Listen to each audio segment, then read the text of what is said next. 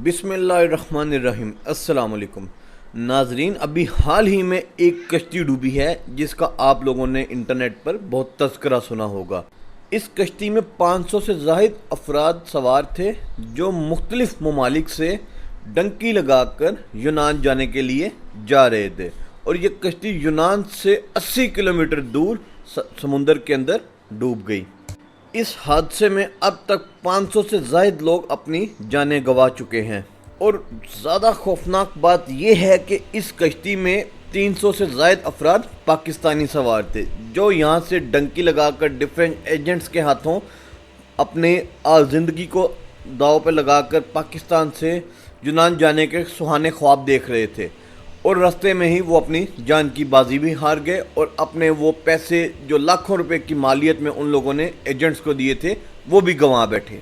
इस कश्ती के अंदर एक ऐसा बदकिस्मत ख़ानदान भी था जिसके 12 लोग सवार थे, और वो तमाम लोग लाखों रुपए खर्च करके सिर्फ इसलिए कि हम लोग यहाँ से यूनान पहुँच जाएं, वो इस ख़तरनाक सवारी पर बैठे जो कि समुंदर के बीच में डूब गई, और वो सब के सब अपनी जान की बाजी हार बैठे।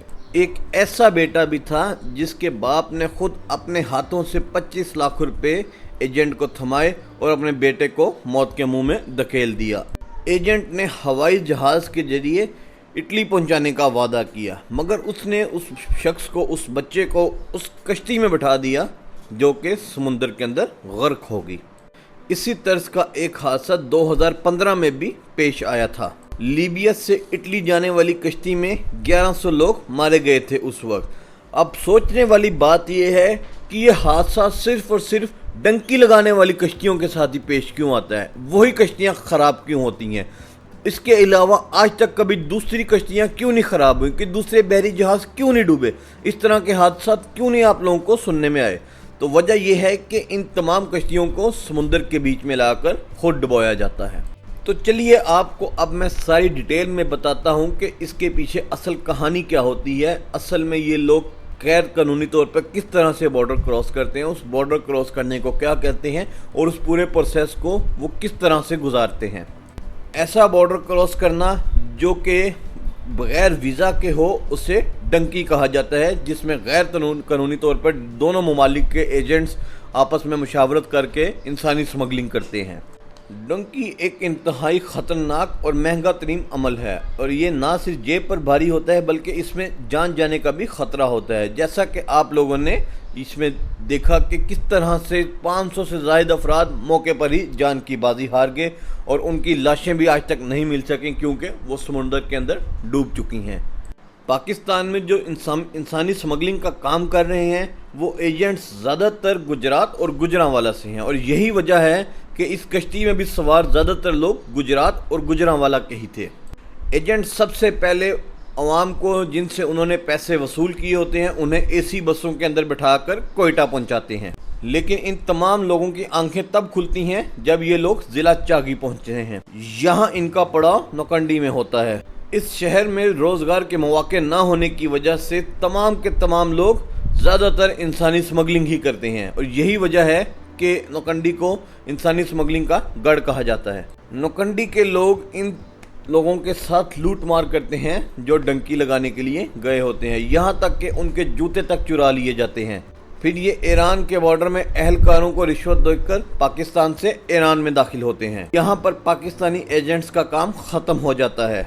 इन लोगों को कई घंटों तक दुश्वार गुजार रास्तों, रेगिस्तानों और पहाड़ों पर पैदल चलना पड़ता है, जिसमें कई लोग अपनी जान की बाजी भी गंवा देते हैं, और कई लोग ऐसे होते हैं जो थक हार के अपनी हिम्मत हार जाते हैं। मगर जैसे वक्त किसी के लिए नहीं रुकता, इसी तरह से ये एजेंट्स, ये इंसानी स्मगलर्स उनके लिए नहीं रखते और उनको पीछे छोड़कर चले जाते हैं। और यही वजह है कि जब इंसानी स्मगलिंग करने वाले लोग और डंकी लगाने वाले लोग उन रास्तों से गुजर रहे होते हैं तो वहाँ पे उन्हें कई लोगों की लाशें नज़र आती हैं। ईरानी एजेंट्स उसके बाद इनको कारों में बैठाकर तेहरान ले जाते हैं और वहाँ से इनको माकू पहुँचाया जाता है। पाकिस्तान से चलने वाले लोगों की तादाद अब इस वक्त बहुत थोड़ी रह गई होती है, क्योंकि कुछ लोगों को बॉर्डर में गिरफ्तार कर लिया जाता है, पाकिस्तान हुकाम की जानिब से, कुछ लोगों को ईरान में गिरफ्तार कर लिया जाता है जिन्हें बाद में डिपोर्ट कर दिया जाता है, कुछ अगवा हो चुके होते हैं और कुछ रास्ते में हिम्मत हार जाते हैं और कुछ लोग मौत के मुंह में चले जाते हैं। तो यहाँ तक पहुँचते हुए तादाद बहुत थोड़ी रह जाती है। माकूस से बॉर्डर क्रॉस करना एक इंतहाई ख़तरनाक अमल है क्योंकि ये इंसानी स्मगलिंग का हब है और यहाँ पर बहुत से लोग, बहुत सी सिक्योरिटी फोर्सेस, बहुत सी एजेंसियाँ एक्टिव होती हैं इंसानी स्मगलर्स को पकड़ने के लिए। इसके बाद इन्हें यहाँ से टर्की पहुँचाया जाता है जहाँ पे टर्की का बॉर्डर क्रॉस करते हुए उनके ऊपर फायरिंग भी होती है, गिरफ्तारियाँ भी होती हैं और अगर इन सब से कोई बच के टर्की पहुँच जाता है तो उसे इस्तांबुल पहुँचाया जाता है। यहाँ से इन लोगों को कश्तियों या सड़क के रास्ते यूनान पहुँचाया जाता है। यह सफ़र सुनने में जितना आसान लग रहा है ये इतना ही दुश्वार गुजार और मुश्किल है क्योंकि इस सफ़र के दौरान बहुत से मामलात पेश आते हैं, बहुत सी गिरफ्तारियां पेश आती हैं, बहुत से डिपोर्ट्स होते हैं, कई लोग अपनी जान की बाजी हार जाते हैं। तो आप ये कह सकते हैं कि अगर 10 लोग इस सफ़र को स्टार्ट करते हैं तो सिर्फ एक बंदा 10 में से यूनान पहुंचता है। हमारी हुकूमत को सख्त क्रैकडाउन करना चाहिए ऐसे एजेंट्स के ख़िलाफ़ जो इंसानी स्मगलिंग में मुलव्विस हैं, ताकि ऐसे सुहाने ख्वाब दिखाने वाला कोई ना हो और कोई भी आवाम गलत रास्ते पर ना चल सके। बेशक हमारे मुल्क के हालात इस वक्त अच्छे नहीं हैं, मगर फिर भी हमें इस तरह का रूट इख्तियार नहीं करना चाहिए जिससे इंसान अपनी जान ही गंवा बैठे। अल्लाह से दुआ है कि अल्लाह पाक हमारे मुल्क के हालात को बेहतर करे और इस तरह के इंसानी स्मगलर्स को गर्क करे। आमीन।